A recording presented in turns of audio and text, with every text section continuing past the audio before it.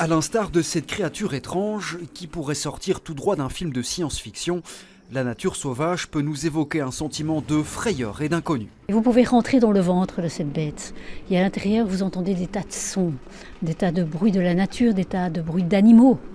Et en fait, vous avez vraiment l'impression qu'on n'est pas chez nous.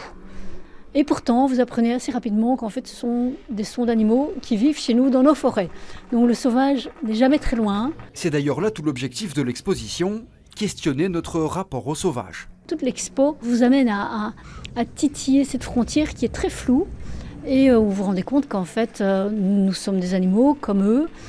Nous avons notre part de sauvage comme eux. Même ceux qui vivent près de nous ont encore cette part de sauvage, même si on leur a appris certains comportements. Car oui, les animaux désormais domestiqués ne l'étaient pas autrefois.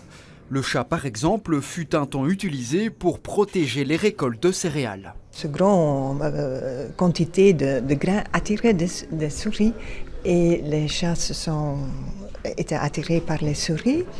Et puis les gens ont remarqué que c'était quand même intéressant d'avoir des chats autour. Ils ont commencé d'élever les chats petit à petit. Plus globalement, quel impact avons-nous sur le monde sauvage ? Cette salle traduit sous forme de chiffres les conséquences de l'activité humaine sur la faune et la flore. Les chiffres sont évolutifs et ils montrent l'impact depuis 9 heures ce matin.